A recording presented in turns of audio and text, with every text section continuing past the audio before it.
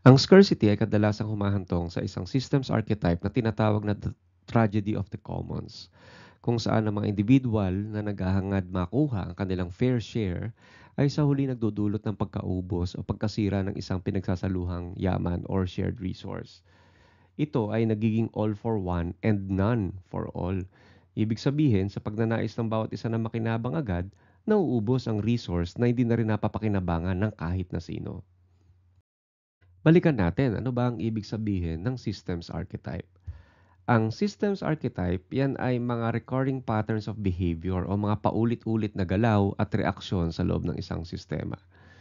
Yung mga pattern na to ay nagbibigay ng malalim na kaalaman tungkol sa mga struktura or mechanisms na nagpapatakbo sa sistema. Ang mga archetypes na to ay hindi isolated incidents. Ito ay madalas lumilitaw sa iba't ibang konteksto mula sa negosyo, pamahalaan at kahit maging sa personal na buhay. Ngayon, mula sa ating pagtalakay ng scarcity at systems archetypes, ibuhos natin ang detalye ng tragedy of the commons. Ang tragedy of the commons ay isang pattern ng sistema kung saan ang individual gains o pakinabang sa bawat isa ay nauuwi sa pangkalahatang pagkalugi. So may dalawang partido, tawagin nating A at B, na parehong nakikinabang sa isang activity. So yung net gain o kabuang benepisyo ang tawag sa resulta matapos ibawas ang lahat ng gastos or effort. So pareho silang gumagamit ng isang shared resource. So pinagsasaluhang yaman. Let's say tubig, oras, machinery, pondo, whatsoever, na may resource limit or merong hangganan ng kapasidad. Kapag umabot na sa hangganan, hindi na kayang suportahan ng yaman ang parehong dami ng activity. So habang tumataas yung total activity o yung kabuang dami ng gawain, yung aktibidad ni A plus aktibidad ni B plus ni C, ni D, etc., unti-unting nauubos ang supply ng resource. Dahil dito, bumababa ang gain per individual activity. Ibig sabihin, yung benepisyo dun sa aktibidad na ginagawa mo. So sa madaling salita, mas kaunti na ang napapakinabangan ng bawat isa. So kung walang limitasyon sa paggamit ng mga resource na to at walang collective rules, pareho silang magpapatuloy sa paggamit hanggang sa tuluyang maubos ang resource. Lahat ay talo. So yung net gain, yan yung natitirang benepisyo matapos ibawas ang effort or gastos. Yung shared resource, yan yung isang bagay o asset na ginagamit ng higit sa isang tao grupo. At yung resource limit, yan yung maximum na capacity na kayang punan ng resource bago ito ma-deplete. At yung total activity, yun yung pinagsama-samang resulta ng activities ng lahat ng gumagamit ng resource. At yung gain per individual activity, yan yung benepisyo ng bawat isa kapag hinati ang net gain sa dami ng activities. So halimbawa sa negosyo, kung bawat empleyado ay mag-overtime dahil gusto nila makakuha ng promotion, nauubos nila yung kanilang oras at energy. So, nagkakaroon ng burnout or labis sa pagkapagod. So, kapag tuloy-tuloy ang overtime, bumababa ang quality ng trabaho at tumataas ang sick leave. Dahil dito, bumababa rin ang productivity ng buong team sa pangmatagalan. So, isipin nyo ang isang pampublikong swimming pool sa panahon ng tag-init. So, paboritong lugar ng mga pamilya yan para mag-relax, di ba? So, simula, kakaunti pa lang yung mga tao. Kaya ang bawat isa ay nakakaramdam ng ginhawa or desired relaxation. So parang perfect yung space para sa lahat at bawat isa ay comfortable. Ngunit habang tumatagal at dumarami ang mga tao, nagiging masikip o congested ang pool. So habang tumataas ang bilang ng mga gumagamit, bumababa ang space na available para sa bawat tao at nagsisimula na yung pag-aagawan sa espasyo. So lahat naghahanap na ng pinakamagandang pwesto, kanya-kanya na yan. Kaya't lumalala ang siksikan.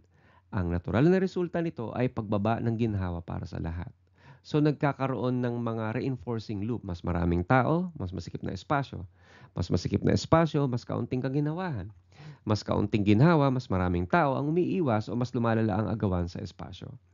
So dahil dito, unti-unti nawawala ang ginhawa na hinahanap o hinahangad ng bawat isa. At merong hangganan o limitation ng kapasidad ng pool na makapag-accommodate ng mga tao. So yan ay natural structural limit, di ba? So hindi naman po pwedeng pag dumami yung mga tao, automatic lumalaki din yung pool. So kapag sumobra na ang bilang ng mga gumagamit, hindi na nagkakaroon ng lugar para sa lahat. So ang pool magiging overcrowded at sa huli, hindi na magiging relaxing para sa kahit na sino. So sa puntong ito, nagkakaroon na ng balancing loop. Kapag masyadong marami ang tao, ang iba maghahanap na ng iba't ibang lugar upang makapag-relax at kung sakaling magkagayon, mababalanse yung kondisyon. So, ang kwentong ito ng swimming pool ay isang halimbawa ng tragedy of the commons kung saan ang hangarin ng bawat isa na mag-enjoy at mag-relax sa pool ay napapahupa. So, ang scarcity o kakulangan ng espasyo ay nagiging sanhi ng hindi pagkakasundo at pagkawala ng benepisyo para sa lahat. So, sa madaling salita, kapag ang bawat isa ay nakatutok lamang sa kanilang sariling interes, gusto mag-relax, at walang coordination o tamang regulation, nauwi ito sa sama-samang disgrasya. Okay? Kasi siksikan, hindi na nakaka-relax para sa lahat. So, pag-usapan ninyo sa inyong lugar, ano yung mga shared resource ang maaaring magpahiwatig ng tragedy of the commons? At ano ang mga hakbang o solusyon na maaari niyong gawin gamit ang systems thinking upang maiwasan ang ganitong mga sitwasyon? So sa madaling salita, ang tragedy of the commons archetype ay nagkukwento ng isang sitwasyon sa isang shared resource system o sistema ng pinagsasaluhang yaman kung saan ang mga individual users kumikilos ng independently o hiwalay ayon sa kanilang sariling interes. Kasi bilang mga rational beings o mga taong nag-iisip ng logical, ang gusto nila makuha yung sarili nilang interes yung makakabuti sa kanila. So ibig sabihin, they behave contrary to the common good of all users o kumikilos sila laban sa kapakanan ng lahat ng gumagamit. Sa pamamagitan ng kanilang collective action o sama-samang pagkilos, sa pamamagitan ng depleting or spoiling the shared resource o pag-ubos o pagsira sa pinagsaluhang yaman, so hindi nila namamalayan na wawala na yung ginhawa o hindi na nila napapakinabangan yung shared resource na yon. So ito ay isang warning na ang pagiging makasarili ay maaaring magdulot ng kapahamakan sa lahat.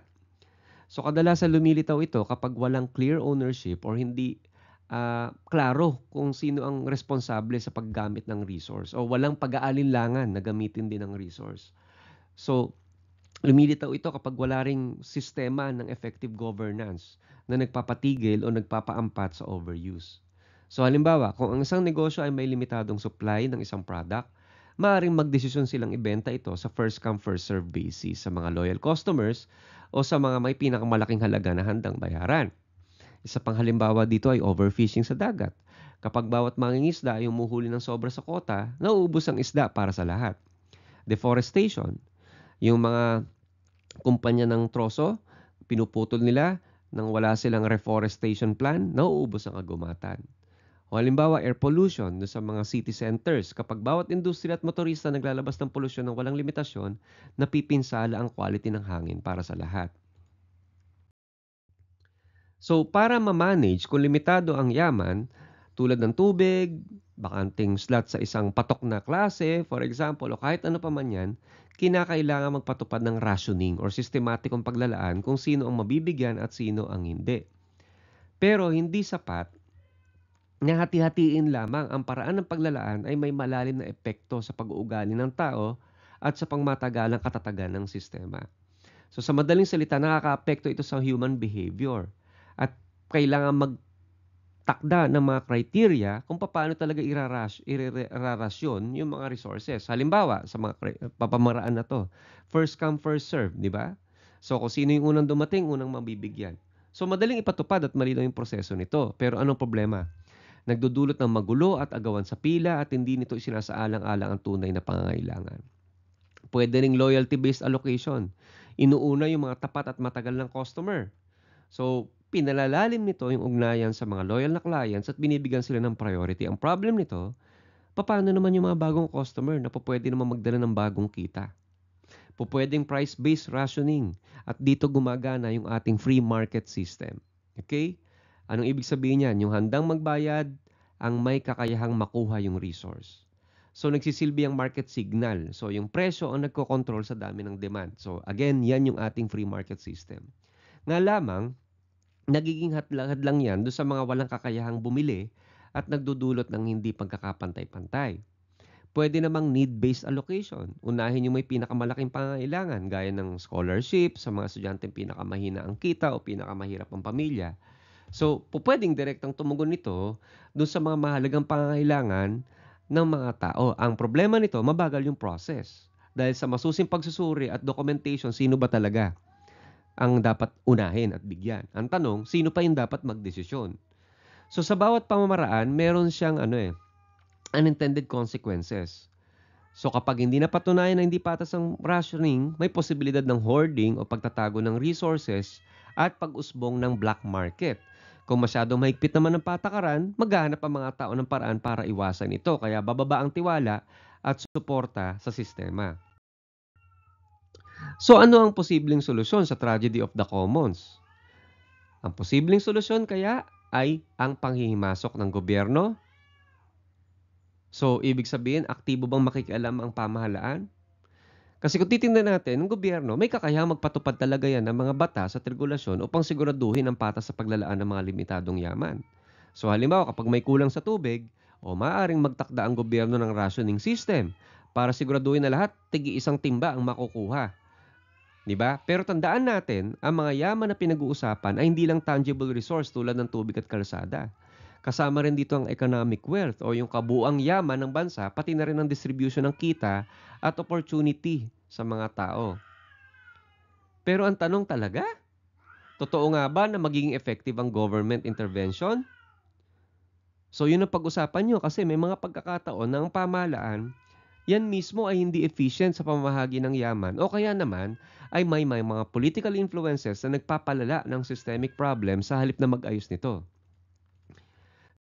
So kung titingnan natin, totoo ba o dapat ba na gobyerno ang magrasyon?